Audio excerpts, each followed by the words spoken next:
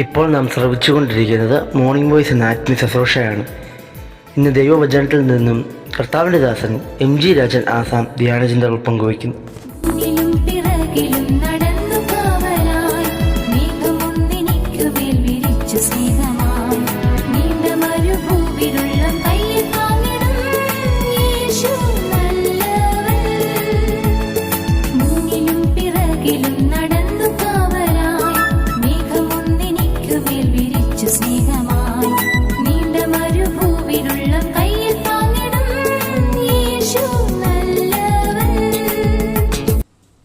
ദൈവതിരുനാമം മഹത്വപ്പെടുവാനായിട്ടിടയാകട്ടെ. മലാക്കി പ്രവാചക പുസ്തകം 2-ാം അധ്യായം അതിൻ്റെ 1-ാം വാക്യത്തിൻ്റെ 2-ാം ഭാഗം.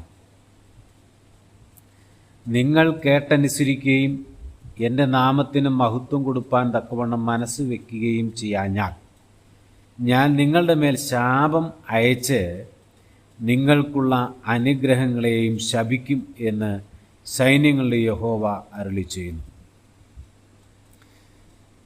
സൈന്യങ്ങളുടെ യഹോവ അഥവാ ഇസ്രായേലിൻ്റെ ദൈവം ഇസ്രായേൽ ജനത്തോട് അരുളി ചെയ്യുന്ന വാക്കുകളാണ് നാം വായിച്ചു കേട്ടത്. ഈ വാക്യത്തിൽ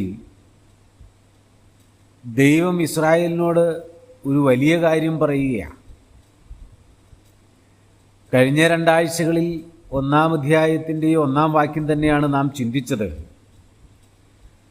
അപ്പോൾ പുരോഹിതന്മാരോട് ദൈവം പറയുന്ന വാക്കുകളാണിത്. ഇതൊരു വലിയ ആജ്ഞയായിട്ടാണ് ദൈവം അവരോട് പറയുന്നത്. മാത്രമല്ല, അവരോട് പറയുമ്പോൾ പറയുകയാണ്, ഈ ആജ്ഞ നിങ്ങൾ കേട്ടനുസരിക്കണം, എൻ്റെ നാമത്തിന് മഹത്വം കൊടുക്കണം, അതിന് നിങ്ങൾ മനസ്സ് വയ്ക്കണം.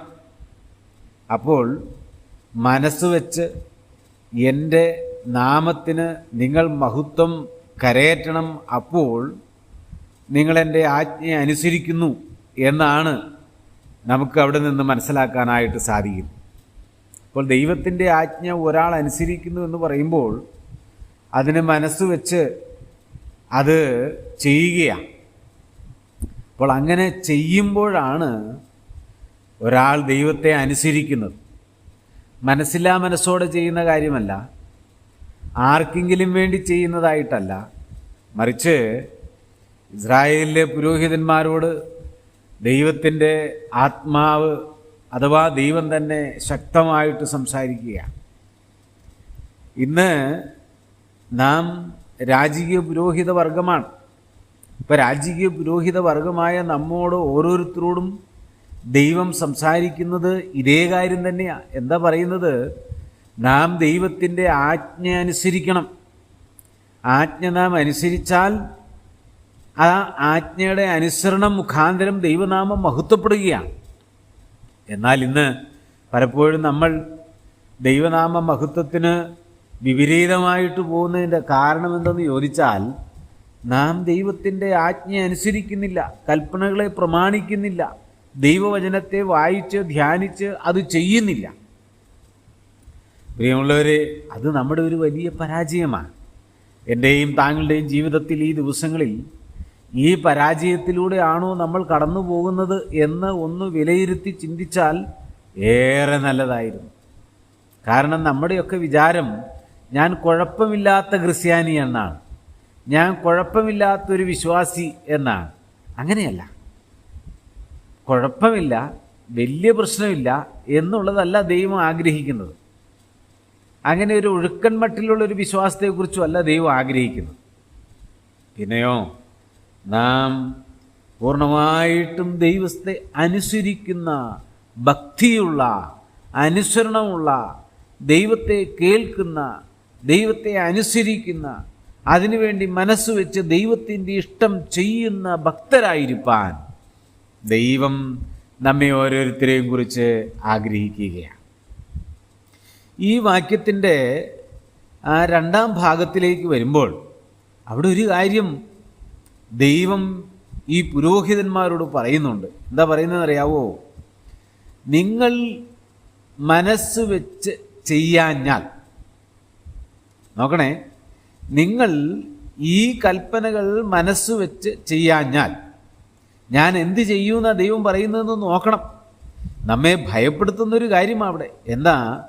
ഞാൻ നിങ്ങളുടെ മേൽ ശാപമയച്ച് നിങ്ങൾക്കുള്ള അനുഗ്രഹങ്ങളെ ശപിക്കും. അപ്പോൾ ദൈവം പറയുകയാണ്, ഞാൻ നിങ്ങളുടെ മേൽ ശാപം അയക്കും. അപ്പോൾ നിങ്ങൾ അനുസരിച്ചില്ലെങ്കിൽ ഞാൻ ശാപം അയക്കും എന്ന് ദൈവം പറയുക. നമുക്കറിയാം, പുതിയ നിയമത്തിലേക്ക് വരുമ്പോൾ വിശ്വസിച്ചാൽ നീ ദൈവത്തിൻ്റെ മഹത്വം കാണുമെന്നാണ്. വിശ്വസിച്ചാൽ, അപ്പോൾ അവിടെ ഒരു കാര്യം ചെയ്താൽ അനുഗ്രഹം ലഭിക്കും. അതാ രേഖപ്പെടുത്തിയിരിക്കുന്നത്. അപ്പോൾ ദൈവത്തിൻ്റെ മഹത്വം കാണണമെങ്കിൽ എന്ത് ചെയ്യണം? വിശ്വസിക്കണം. അപ്പോൾ ദൈവം അതിനൊരു കാര്യം പറഞ്ഞിരിക്കുക. നിനക്ക് അനുഗ്രഹം വേണോ? ദൈവത്തിൻ്റെ മഹത്വം കാണണമോ? അതിന് നീ എന്ത് ചെയ്യണം? നീ വിശ്വസിക്കണം. മറ്റൊരു വാക്യം, വിശ്വസിച്ചാൽ നീ രക്ഷിക്കപ്പെടുന്ന. അപ്പോൾ വിശ്വസിച്ചാൽ വിശ്വസിച്ചില്ലെങ്കിൽ രക്ഷിക്കപ്പെടുകയില്ല. അപ്പോൾ ശിക്ഷയിലേക്ക് പോകും. അപ്പോൾ ദൈവം അതുകൊണ്ട് പറയുകയാണ്, നീ എന്ത് ചെയ്യണം? ശിക്ഷിക്കപ്പെടാതിരിക്കേണ്ടതിനായിട്ട് നീ വിശ്വസിക്കണം. ആരെ വിശ്വസിക്കണം? കർത്താവായ യേശു ക്രിസ്തുവിൽ വിശ്വസിക്കണം. ഇനി മറ്റൊരു വാക്യം നാം കാണുമ്പോൾ മത്തായി എഴുതിയ സുവിശേഷത്തിലാണ്. അപ്പോൾ അവിടെ വായിക്കുന്നത്, അധ്വാനിക്കുന്നവരും ഭാരം ചുമക്കുന്നവരുമായുള്ളവരെ എൻ്റെ അടുക്കൽ വരുവിൻ, ഞാൻ നിങ്ങളെ ആശ്വസിപ്പിക്കും. അപ്പം എൻ്റെ അടുക്കൽ വന്നാൽ ആശ്വസിപ്പിക്കാം എന്ന്. അപ്പോൾ ദൈവം ഒരു കാര്യം പറയുകയാണ്, എൻ്റെ അടുക്കൽ വരുവിൻ, വന്നാൽ ഞാൻ നിങ്ങളെ ആശ്വസിപ്പിക്കും.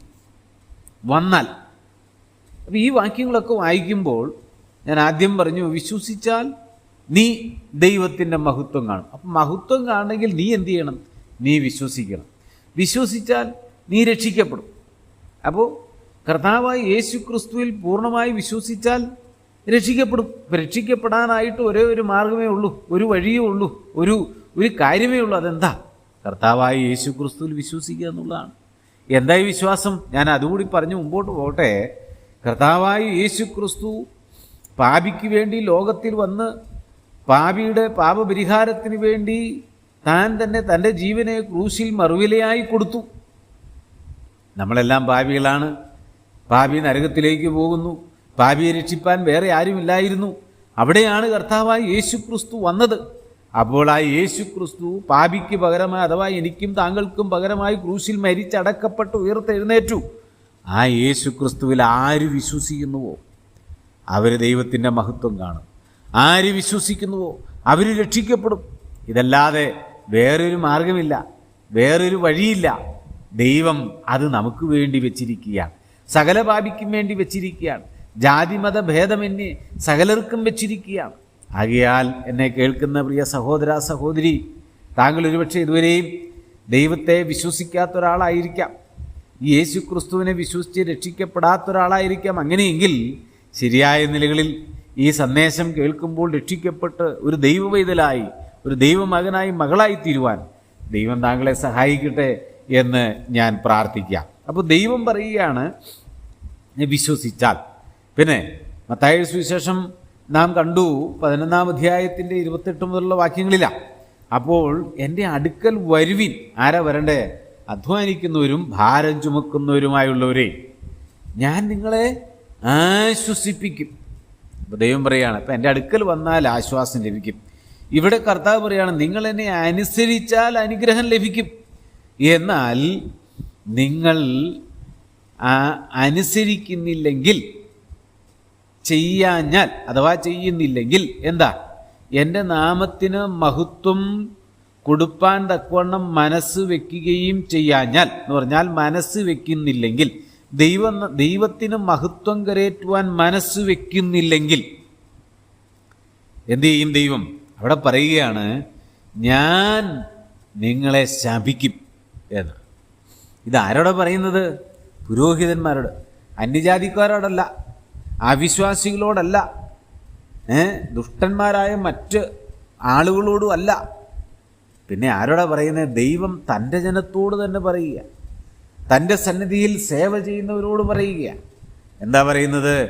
ഞാൻ പറയുന്നത് നിങ്ങൾ കേട്ട് അനുസരിക്കുവാൻ, എൻ്റെ നാമത്തിന് മഹത്വം കരയേറ്റുവാൻ മനസ്സ് വയ്ക്കാഞ്ഞാൽ ഞാൻ നിങ്ങളെ ശപിക്കും എന്ന്. കേവലം ശപിക്കുമെന്നാണോ? അല്ല. പിന്നെ അതിനോട് ചേർത്ത് പറഞ്ഞിരിക്കുന്ന എന്താ അവിടെ രേഖപ്പെടുത്തിയിരിക്കുക? സൈന്യങ്ങളുടെ അതേ നിങ്ങൾ മനസ്സ് വയ്ക്കായകൊണ്ട് ശപിക്കും. എന്നിട്ട് നിങ്ങൾക്കുള്ള അനുഗ്രഹങ്ങളെയും ശപിക്കും. അവിടെ ഏതാ പറയുന്നത്? നിങ്ങൾക്കുള്ള അനുഗ്രഹങ്ങളെയും ശപിക്കും എന്ന് സൈന്യങ്ങളുടെ യഹോവ. അപ്പോൾ ശപിക്കുമെന്ന് മാത്രമല്ല, പിന്നെ ഇപ്പോഴുള്ള അനുഗ്രഹത്വം, ഈ എപ്പോഴുള്ള എന്തെല്ലാം അനുഗ്രഹങ്ങളുണ്ടോ അതും കൂടി ദൈവം ശപിക്കും. അപ്പോൾ ദൈവത്തിൻ്റെ ശാപം അതിൻ്റെ മേൽ കൂടി വരും.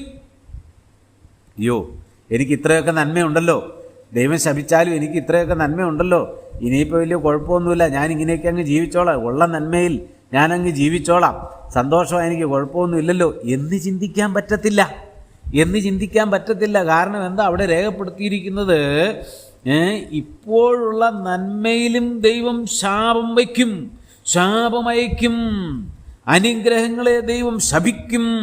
ഇപ്പോഴെന്തെല്ലാം അനുഗ്രഹങ്ങൾ നമുക്കുണ്ടോ അതിന്മേൽ ദൈവത്തിൻ്റെ കഠിനമായ ശാപം വരും എന്ന് ദൈവം തന്നെ പറയുക. അപ്പോൾ നാം എത്ര ഭയപ്പെടണം ദൈവത്തെ അനുസരിക്കുന്ന കാര്യത്തിൽ, ദൈവനാമത്തിന് മഹത്വം കരയേറ്റുന്ന കാര്യത്തിൽ.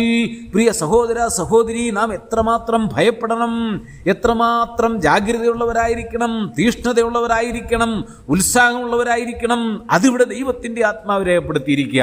അല്ലെങ്കിലോ ശാപം വരും. കേവലം ശാപം മാത്രമല്ല, നമുക്കുള്ള അനുഗ്രഹത്തിൻ്റെ മേലും ദൈവത്തിൻ്റെ ശാപം വരും. അങ്ങനെ ഒരു ശാപം എൻ്റെയും താങ്കളുടെയും ജീവിതത്തിൽ വരാതിരിപ്പാൻ ദൈവം നമ്മെ സഹായിക്കട്ടെ എന്ന് പ്രാർത്ഥിക്കുന്നു. കർത്താവിൻ്റെ മുന്നിൽ നാം മഹത്വപ്പെടട്ടെ.